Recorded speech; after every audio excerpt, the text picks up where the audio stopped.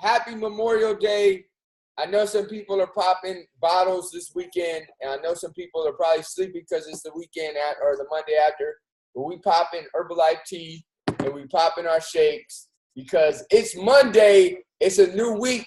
Like I had some friends last night, 10:30 at night in the parking lot. They were like, yo, let's go eat. Let's go to beaches. I'm like, nah, we got Monday tomorrow. So even if people try to distract you because they think a government holiday makes it like the calories don't count and the time don't count, nah, you on Triple M, you focused, and I really acknowledge you guys. So I want to get it fired up. Welcome to the call. If you're on live, fired up, put in the chat thread where you're at. Let us know where you're at, your name and where you're from. And if you're watching the recording, when you repost this on your YouTube, on your Facebook, the YouTube link, or your Instagram, repost it where you're from, and so we can see the global impact of Triple M as you're sharing this. So I'm fired up for you guys. We got an amazing video today. I hope you got your notebook ready. I'm your host, Aubrey. We got some other hosts back there. We got some international teams. Okay. Oh, hey. Hey, girl, hey. Let's get it. So we're going to have some live takeaways from here. We're going to have some live takeaways from you guys. If you're at work and you can't share live, no problem. Put it in the chat thread. Everybody's perspective is valuable. And we're going to be listening to one of the guys that inspires me because of where he came from to what he achieved really inspires me. Not only that, I've been listening to a lot of reggaeton this weekend, not by choice, but by kind of like forcing. There's a lot of Latin flavor going on in the house right now with Myra and Susie, some of our teammates from Arizona. So for Triple M, I had to grab my boy Jay-Z, and he's going to drop some nuggets on us. So I'm grateful to bring it back to some, some flavor I'm ready for.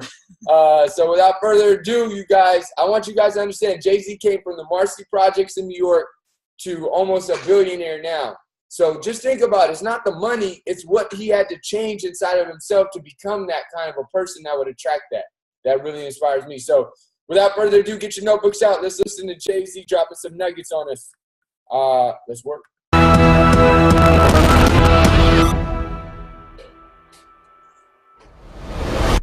I love what I do. And then when you love what you do, you want to be the best at it. You don't make music to be second best. You make music to be the best. So whatever you do, it don't have to be music. You're not sitting here trying to, be second to Pierce Morgan or one of those cuts. Zane. You don't want to be you don't want to be second to Zane Lowe. You're looking at Zane Lowe like, are you kidding me? In a good way. I mean, in a good way. Like, are you kidding me? Like, I do this. Like, I've been doing this a long time. So sometimes you have to throw your stats out there to remind people your last shit ain't better than my first shit. Yeah. It's a true statement to me. Like, there's a lot of people last shit ain't. I mean, it's reasonable doubt. So it's hard to beat. You know what I'm saying? And you just have to put your stats out there to remind people. Like, yo. This is, I'm the real deal. The worst thing to be is as successful as someone else. That's a very difficult thing to upkeep, and it's very tiring. I feel sorry for someone who has to walk out the house every day as someone else to make this art and to make something that people connect to. And whatever you've made is not you, and you're not happy about it, but it's successful. Just to maintain that level of success, it has to be very draining and, a very sad existence, because at some point you have to go home. And when you go home, all the lights are off and everything's off, and you have to look in the mirror and you have to look at yourself and say, man, I like who I am, or I'm not very happy with who I am. By my third album, I had the combination of failing with those pop records and the true and real music that I wanted to make, and I blended those two together, and I made a song called Hard Knock Life. And that album was when I knew that I can do it. No one cares whether you live or die, and that's where that mentality goes at. I'ma get it or I'ma die trying. If I don't try, what am I doing? What kind of life am I saving? Like, these things is wicked in these mean streets. None of my friends speak. We all trying to win. We all trying to win, and a lot of times we bumping heads because we all trying to get out. That's like the crabs in the barrel mentality, that we have, because everyone's trying to survive. and we trying to survive at any cost. You have to look at that. You got to look at the environments and places we live in, and how things are set up, and how things are structured, and how we're always the last on the totem pole, even from our schooling to our roads to, you know, everything that all the obstacles that's placed in front of us, even our living conditions. Being broke is a great motivator. Have 26 floors and there's a ton of them, right? These low-income houses, and everything is messed up there. So that's like living dormant. If this is what I have to live for, then I'm going to take the chance to get more. It doesn't matter. It doesn't matter what happens to me. Do you people feel like people consume music too fast? Because you create these amazing moments, but then the moment is fleeting. As soon as you put the album out, it's like people are on it for a few days, then, okay, J. Cole came out, Wale comes out the next week. Wale's out, now Hove's out. You know what I mean? Yeah. Yeah, it's just, yeah, again, the time that we in, right? We have to figure out, I mean, it's up to the individual to figure out how to slow it down, because, you know, it's just going faster and faster. Everything is moving, you know, quicker. You know, information is going quicker.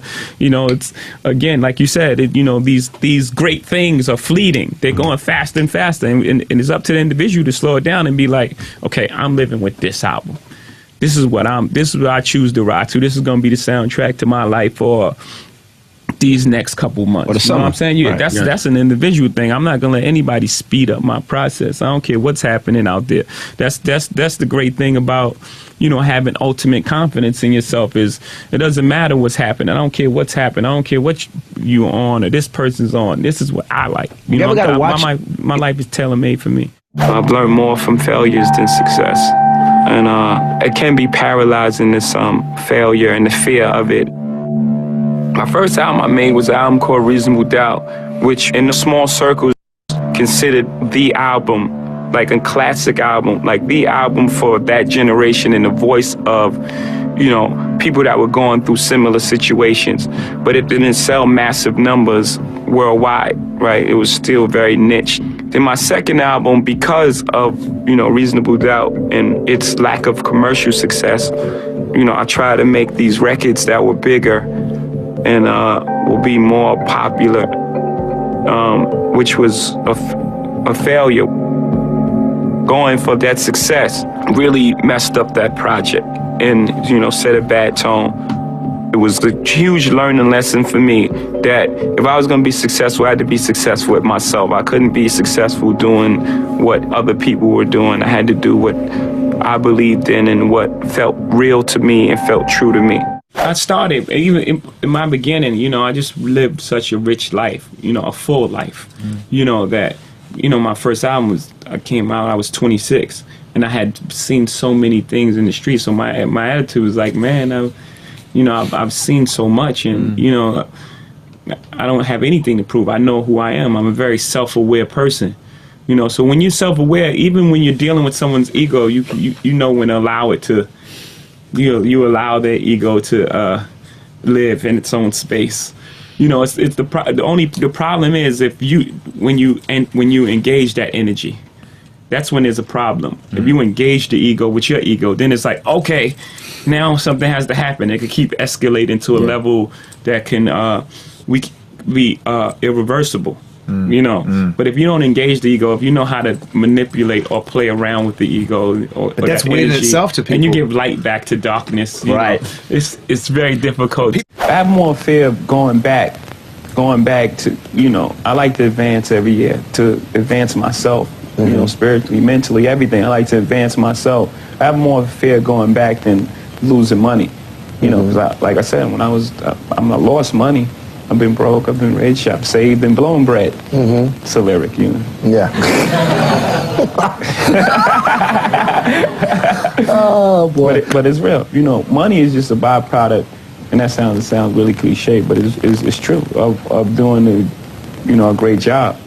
As it started approaching, you know, I got on this side of the year and started approaching September, I thought it was only right to bring it full circle, being that the first one came out on the 11th. Yeah.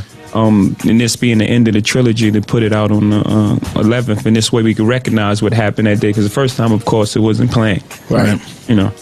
But the thing about Blueprint 1 is people hold that album like sacred to their heart. Like that's a lot of people's favorite album. It's like a classic. My favorite J album. It's my favorite J album. Your favorite J album ever. And I'm like the underground backpack nerd dude, and I think Reasonable Doubt, but then Blueprint actually probably eclipsed it as my favorite J album. Yeah.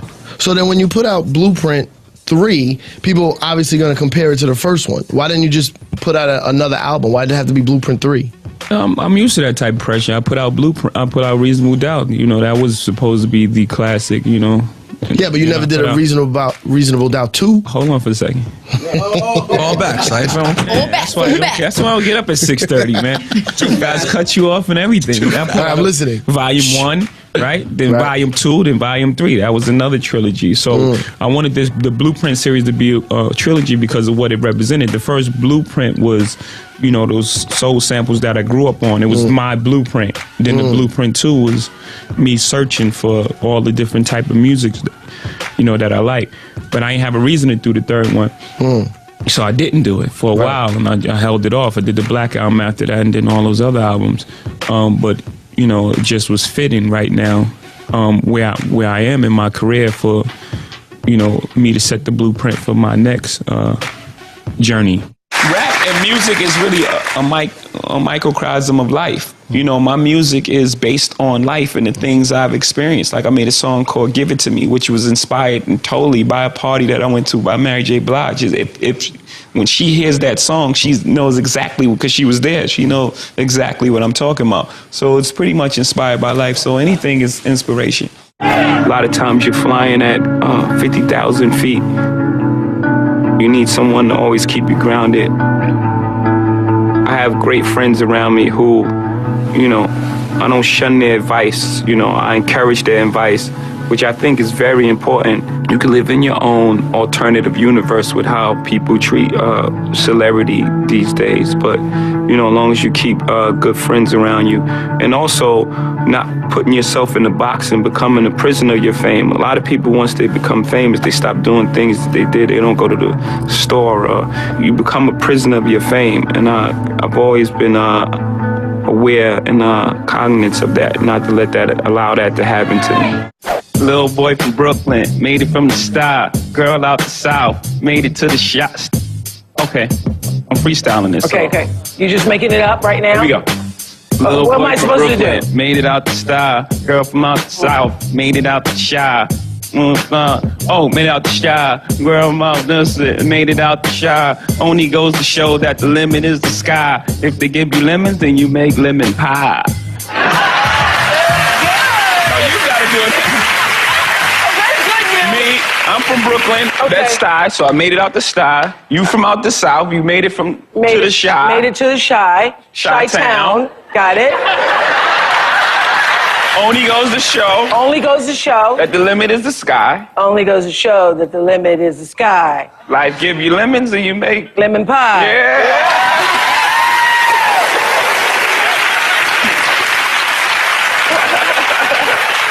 Okay, let's do it one more time. Okay. Start the beat over. I'm from Brooklyn, the Star. I'm from Brooklyn. Hey. That's okay. Well, you're gonna start it, right? Okay. Little boy from Brooklyn, made it from the Star. Girl from out the South, made it to the Shy. To the Shy. Made it to the Shy. Yeah, made it to the Shy. You don't need the hand. Just just keep it smooth, Swag, get your swag. You see, Boy from out Brooklyn, made it around the Star. Girl from down south, made it to the Shy. Only goes to show that the limit is the sky. Life gave you lemons, then you make lemon pie.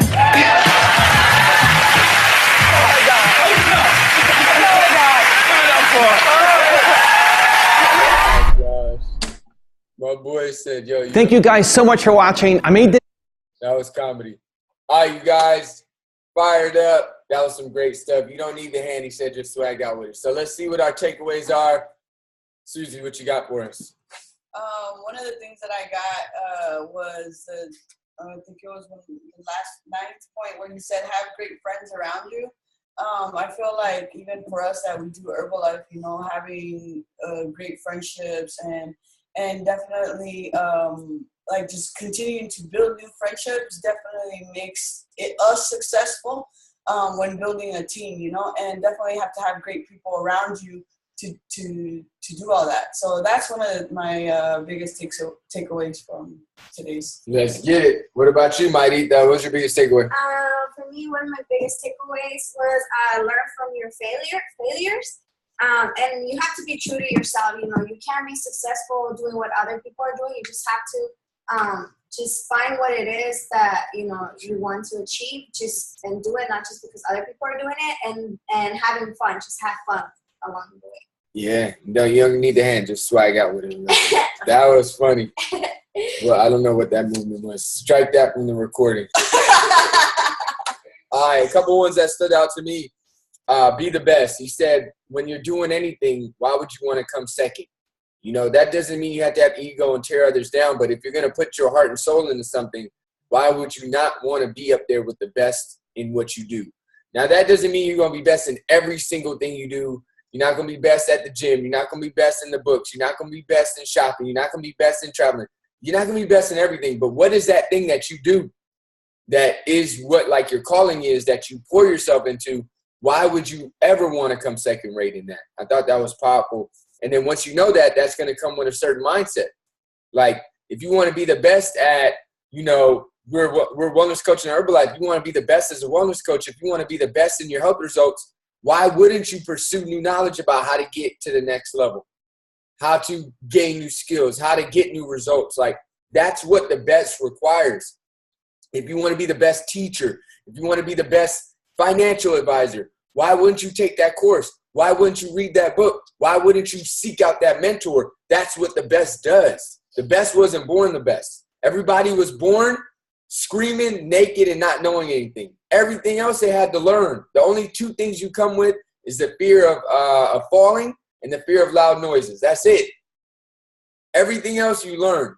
So with that, being the best is actually a skill set that you build. So I really love that, because none of you guys were born to be second rate inside of your passion. So I love that. Next one said, take a chance. He said for him, where they came from, remember I told you he came from the Marcy Projects, where he came from, it was like, why even stay there? Taking a chance was like, I'm already in the worst position. And for you, that may not be your reality, but I'll tell you this. If you got to the end of your life and stayed mediocre, would that be okay with you? And that's a question to ask yourself. So if that would be okay with you, then you're good. You could probably turn Triple M off right now. If that's not okay with you, then why wouldn't you take a chance? Because that's your alternative when you don't take a chance. Just like Jim Rohn said, you think it's risky investing, opening a business, pursuing your goals. He's like, wait till you get the bill for not risky. So for Jay-Z, when he said that, he's like, my alternative to taking a chance was the ultimate risk, staying here. Now, I don't know about you guys, but I grew up in a cool neighborhood. It wasn't bad and it wasn't great. But I'll tell you guys, I would not be okay if I stayed there forever. I wouldn't be okay if I was still in the place where I grew up. Why? Because for me, that would be like the ultimate I don't know, it's hard to put into words. I'd be disappointed in myself. I feel like for me, at the end of the night, I always ask God, I say, God, I pray that you are proud of the work that you put me here to do and that I do it. Because I feel like we're all put here to do work. We're put here to do something. We're put here to become something, not just be. And for me, if I stayed in that same place, not that it was good or bad, it's not that, but it'd be like I didn't do what I was put here to do and I didn't achieve what was capable of me to achieve. And the ultimate thing is staying there. That's the ultimate risk. So he said, why wouldn't you take a chance? And that goes into everything you do. Why wouldn't you pursue that? The worst thing to get at the end of your life, would it be like, I tried that thing and I failed? Like, I really loved this thing and I tried it and I failed. At the end of their life, you think you'd be that bad? I've never met anybody at the end of their life. I work with a lot of seniors. I like, man, the thing that messes me up the most is I really loved this thing and I tried it and it didn't work out. I've never met anybody like that, ever. You know who I met a lot of? Regret. I met so many people who are like, dang, I wish I had more time. I wish I would have done that. I wish I would have taken a chance. Nobody wishes they would have played it safe. You ever met somebody like, I wish, man, I would have just played it safe. and stayed with the homies. No, nobody ever. But if you notice, there is a lot of people that are like, dang, I wish I would have taken a chance. I wish I would have taken that class. I wish I would have asked that guy or girl out. I wish I would have read that book. I wish I would have went to that school. I wish I would have started that business. Pay attention to that. Next one. I love create with meaning. I'm not going to go over have great friends around you because Susie hit on that. I think that's so crucial. But create with meaning. Like he talked about his process of creating albums. What are you creating and what meaning does it have? Because we're all creators. Because I believe that we are created with a piece of the creator in us. Therefore, we are creators. Like he is us and we are him is a personal belief of mine. I'm not saying it has to be yours. But I feel like if he made us or they made us or she made us or we were created, then inside the creating, like when you create, it has something of you. So therefore, we are creators. What are you creating? Or are you just consuming? And if you are creating, what's the purpose? What's the meaning? Like you're creating something. You're having impact on people in your life right now. You may not know it. Your coworkers look at you. Your family looks at you. Your friends look at you. You're creating something right now. But is it purposeful? Does it have a meaning behind it? Is it intentional? Or is it you're asleep at the wheel and you're just maybe creating, maybe not creating. You don't even know if you're creating. What are you creating with purpose? I really love that one. So those are my takeaways. I'm going to check the chat thread and then give me a thumbs up or a smile if you're excited to share. Let's get it, Britt. Britt and Sarah from Minneapolis. What's your takeaway? Morning, guys. So my takeaway was not letting anyone speed up your process. Every single time, like, you see these people that are super successful and you're like, oh, I have to be at their level right now, instead of taking the time to, find out what works for you and what works for us, and making sure that we stay true to who we are in the process. So that's my biggest takeaway: enjoying your process and enjoying the journey to get to where you want to be. Okay. Love that. Yeah, don't have others rush your process. It's your process. I love that. And then not getting discouraged because you're comparing your process to somebody else's who might be at a different time in their process. That was crucial. I love that. Give me a thumbs up or a smile if you're ready or excited to share. I see everybody's in deep thought right now on this Memorial Day weekend. Thumbs up or smile if you're excited to share. Let's get it, Marv. What's up, bro? Fresh out of Landmark.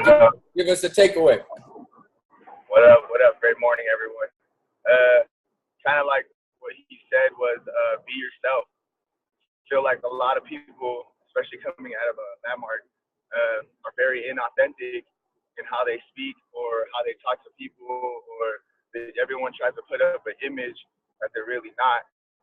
When in fact, we should be, as far as all of us on here, I think everyone is a wellness coach. To make relationships, we got to be genuine about everything that we do. So how can you be genuine with people and make genuine relationships if you're very inauthentic? So it's very, very crucial to be yourself. And when you're yourself, that's when more people are attracted to you. Because one of the main things to Herbalife, because of Herbalife, people come into Herbalife because of you. And if you're very inauthentic, then you might make Herbalife seem inauthentic. So. Major nugget. Okay, I see.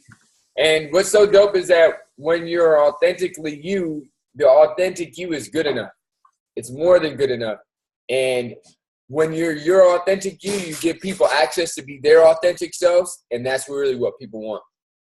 Why do you think people love their friends and their close friends and their family so much? Because they can be themselves.